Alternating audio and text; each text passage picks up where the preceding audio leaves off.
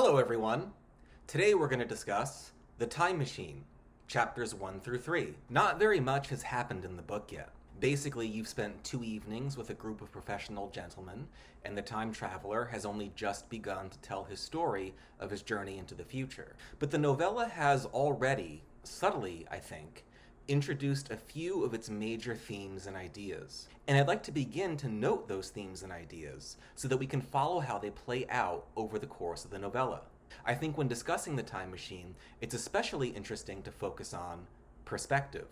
The book challenges the perspectives of its characters, and also the perspective of its reader. Being a human being alive in a certain place on the planet at a certain time in history means that your conception of how the world works and what might happen to the world in the future is very specific and very limited. The time machine itself, the invention of the book's main character, is an example of this. Wells does not describe the time machine in much detail, but based on what he does tell us, it probably looks something like this, or this, or this, or maybe this. From our perspective, in 2020, it looks ridiculous. Nothing like what we imagine a time machine would look like. You don't even seem to step inside it and close a door. Instead, the time traveler appears to sit in the open air on, as he mentions, a saddle. But you have to keep in mind, H.G. Wells probably couldn't imagine a time machine like we would imagine it now. We'd probably imagine a time machine with computers and digital screens and touch screens and maybe lasers, but none of those things existed yet when Wells wrote this book. When Wells conceived of a time machine, he had to conceive of it out of materials that existed around him at that time in history, in 1895. So his time machine is made of nickel and ivory and rock crystal and crystalline bars and maybe quartz. And it has a saddle. This is not a criticism of Wells' book. If a real time machine ever is invented, it will probably look nothing like what we today imagine a time machine would look like. It will probably be made out of things and technologies that don't exist for us yet. And the idea that people's imaginations are severely limited by their personal, professional, cultural, and historical circumstances is already present in Wells' book. Consider the first 2 chapters, when we spend 2 evenings with a group of professional gentlemen. When they're introduced to the idea of a time machine, their responses to the invention, and what one could do with it, and what one might find in the future, are conditioned by their respective personal, professional, and historical circumstances. The character referred to as the very young man, who, as a very young man, is probably concerned about his immediate personal and professional future, standing on his own 2 feet, making money, finding a successful career, says, "Then there is the future. Just think, one might invest all one's money, leave it to accumulate at interest, and hurry on ahead."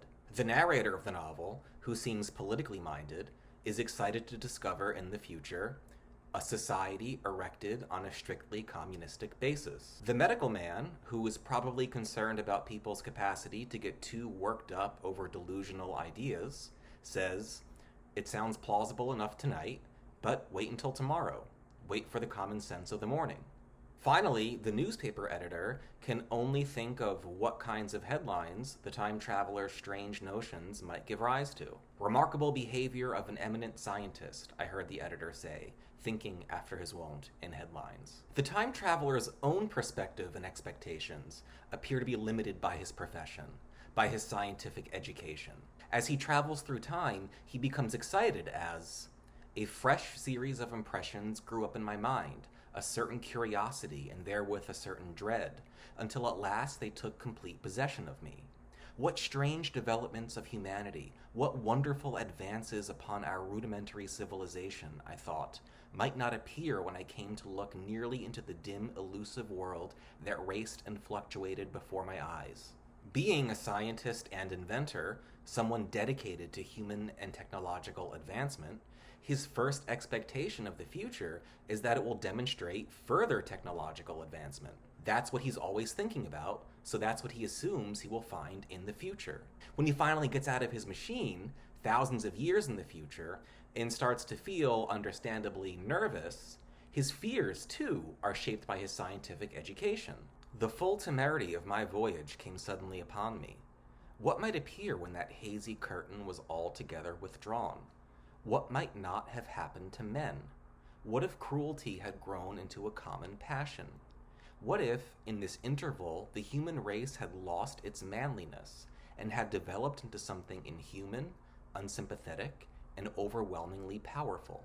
In the 1890s, when this book was written, many people were still struggling to understand Darwin's idea of evolution, and there was a particular fear that human beings could, over time, de-evolve and degenerate into primitive beings. The time traveler's fears reflect that scientific and cultural concern of that era. The time traveler doesn't know what he's going to find in the future, but because of his profession and because of the time in history he's coming from, he's decided already that there are only a few possible options for the future. His expectations, his imagination, is limited by the time in history when he happens to live. One thing this book is really smart about, though, is showing you just how limited and contingent anyone's perspective is. One of my favorite passages in the book is the time traveler's description of what he sees from the saddle of his time machine as he travels through time. Presently, as I went on, still gaining velocity, the palpitation of night and day merged into one continuous grayness. The sky took on a wonderful deepness of blue, a splendid luminous color like that of early twilight. The jerking sun became a streak of fire, a brilliant arch in space, the moon a fainter fluctuating band, and I could see nothing of the stars, save now and then a brighter circle flickering in the blue. Day and night seem like distinctly bright and dark phases of one 24-hour period, and the sun and the moon seem like spheres that go up and down only because we, as human beings, as the time traveler notes, move through time in one direction at a certain speed, but experience the passage of time differently, experience it more quickly, and day and night become one continuous gray, and the sun is not a sphere, but a streak of fire, an arch in the sky, and the moon is one hazy white band of light. One's perspective, as a certain type of professional, but also as a person who lives at a certain time in history, but also as just a human being, is very specific. Alter that perspective, and things suddenly look dramatically different. What looked to you like a sphere going up and down in the sky now looks like an arch standing still in the sky. In the next chapters, you'll begin to find out what has happened to human beings over the course of thousands of years. And when you see how they've changed, your perspective on what the human species is might also change. Remember, whenever you try to imagine the future, you're trying to imagine it based on circumstances and assumptions and ideas that exist in your present. Those circumstances and assumptions and ideas might have very little to do with the actual future. The time traveler is in the same situation. He thinks he knows what he might possibly find, or at least what the options are for what he might possibly find. But so far, he's seen very little of the actual future.